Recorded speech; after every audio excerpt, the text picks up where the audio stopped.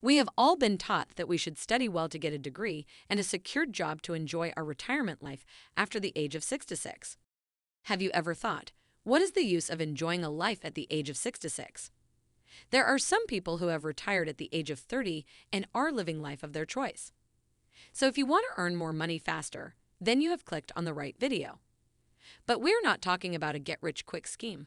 We will learn the strategies from the book The Millionaire Fastlane, written by MJ Demarco, who is an author, entrepreneur, and investor. With that said, let's get started. Financial roadmaps to wealth. Author says the Sidewalk, Slowlane, and Fastlane are the three basic roadmaps that people follow. And these are the roadmaps that will chart your course to wealth. Let's take a look at them. The Sidewalk. People who follow Sidewalk tend to waste their money on temporary pleasure, such as latest gadgets, trendy clothes, vacations, shiny objects, and unending entertainment. As a result, most individuals on the Sidewalk leave paycheck to paycheck with a significant amount of debt to deal with. And they don't even have any emergency funds in case of job loss, medical emergency, etc., and end up making bad financial decisions to access cash. Even those with very high incomes can be found on the Sidewalk if they spend more than they earn on temporary pleasure. This is why we occasionally hear about celebrities declaring bankruptcy only a few years after appearing on front page of the magazines or newspapers. The Slow Lane. Author says the slow lane is the antithesis, a sacrifice of today in the hopes of a brighter and freer tomorrow. It takes ages to get rich by following slow lane.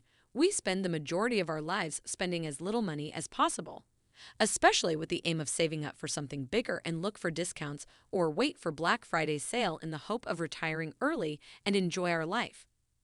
Sadly, we will be old by then. This was not something we dreamt of. Slow laner tend to save certain percentage of their salary, investing in various types of funds and reaping the benefits of compound interest. Our parents, teachers, and financial experts tell us that slow lane is the best course of action. It is unquestionably better than the Sidewalk, who has no financial plan and is only concerned with the pleasures of today. However, there is no guarantee in slow lane because some unexpected life events can easily ruin this roadmap, such as family problems, health problem, market collapses, etc. Author says, the slow lane arrogantly assumes that you will live forever and, of course, be gainfully employed forever. Unfortunately, wheelchairs don't fit in the trunks of Lamborghinis. But hold on, there is an alternative, a hybrid financial roadmap that can create wealth quickly and cut 40 years' time from wealth accumulation journey. The Fast Lane. Author says the Fast Lane is a business and lifestyle strategy characterized by controllable unlimited leverage, hence creating an optimal environment for rapid wealth creation and extraordinary lifestyles. Most of the millionaires and billionaires who became wealthy at a young age did it through some form of business. A business gives you control over your earnings and the opportunity to earn significantly more than salary. The Fast Lane isn't about getting rich overnight, but it can be quick. Even the author spent 12 hours a day for weeks perfecting and building his company. The Law of Effection and not the Law of Attraction.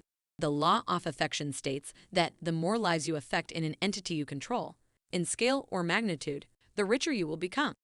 Most of the people who have become millionaires and billionaires have impacted people's lives on a great scale or with great magnitude. Author calls this the Law of Effection. Demarco's profit equation concisely summarizes this. Net profit is equal to units sold that is scale, multiplied by unit profit that is magnitude. Scale means to affect a large number of people. For example, if you sell 100,000 pens and make $1 profit on each, you just earned $1 million. This is having an impact on scale with tiny magnitude. If you sell a product that's worth $50 million, you have access to magnitude. For example, if you owned an apartment complex with 400 units and profit $100 from each unit, you generate $40,000 in monthly income. Because you are providing housing for 400 families, you are making an impact of magnitude, not scale. Shelter has magnitude. Activities of magnitude have higher profit potential with smaller scales. Magnitude is always reflected by an item's price. High value is equal to high price is equal to high magnitude. If you create a successful retail store and franchise it to 300 entrepreneurs around the country, you have both scale and magnitude, and the law is accessible, fast wealth is possible. Demarco's 5 Commandments. We learned that the Law of Effection says to make millions you must impact millions. In the slow lane you explode intrinsic value, become enormously indispensable, and earn millions. In the fast lane, you engineer a business that touches millions of lives in scale or many lives of magnitude. If your road doesn't lead through Effection's neighborhood or have an off-ramp onto it, sorry, you're on the wrong road. The power of the fast lane wealth equation is ignited by a business that drives to the Law of Effection. Business opportunities are plentiful, and unfortunately most of them aren't fast lane roads. Author says, if you're stuck in a retail store selling $10 haircuts, can you reasonably expect to serve millions? To make millions, you must serve millions. A kick-butt attitude is negated if your road is directionally challenged toward Effection, because Effection is the gatekeeper to wealth. To light the Law of Effection and illuminate your fast lane road, cross-examine it against the 5 fast lane commandments. The Commandment of Need, the Commandment of Entry, the Commandment of Control, the Commandment of Scale, the Commandment of Time, the Commandment of Need. Your business will thrive if it fulfills the customer's needs. They focus on how your product or service solution solves their problems and challenges. They are least bothered about your passion. Even we as a customer want to know what's in it for me before making any decision. If your business solves their problem, then it will thrive. If not, then your business will survive. Author says, if you sit around and ask yourself these types of questions, you'll likely end in the failure category, because these dialogues expose your preoccupation with money and not needs or value. You've got it backward. Author calls these entrepreneurs money chasers. To attract money is to forget about money and start attracting money instead of chasing it.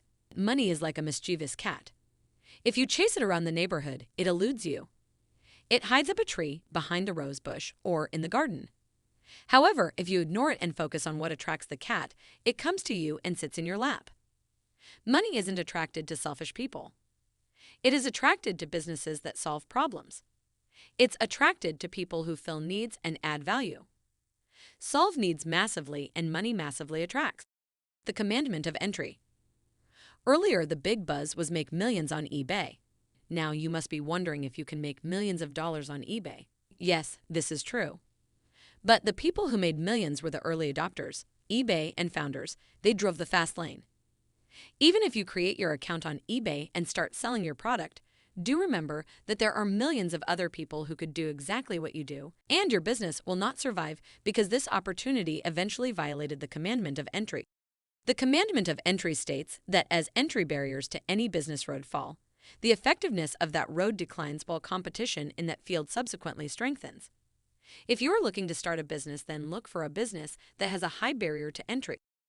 Higher entry barriers equate to stronger, more powerful roads with less competition and less need for exceptionality. Low barrier entry businesses are weak roads because easy entry creates high competition and high traffic, all of which share the same pie. And where there is traffic, there is no movement, and you have to be truly exceptional. The Commandment of Control. You're either driving the fast lane or you aren't. And if you're not driving, you're sitting in the passenger seat and someone else is in control. In simple terms, you must control your organization, product, and pricing. If you do not, then you are not a driver but a passenger. Author says, my website offered an affiliate program. My best affiliate consistently earned $20,000+ per month. He was making good money. He was the hitchhiking passenger, and I was the driver, controlling the affiliate process. However, if Author wanted, he could have instituted a new policy that would have reduced his earnings. Author drove his income stream, and Author was the one making big money, $200,000 per month, while he settled for good money, $20,000 per month. Fast lane drivers retain control. Those who violate the commandment do not. In general, drivers create MLM companies. They don't join them. Drivers sell franchises. They don't buy them. Drivers offer affiliate programs. They don't join them. Drivers sell stock. They don't buy stock. The Commandment of Scale. Drive any road with a speed limit of 15 and you aren't going to get anywhere fast. Scale is about leverage, and leverage is what gives the fast lane wealth equation its power.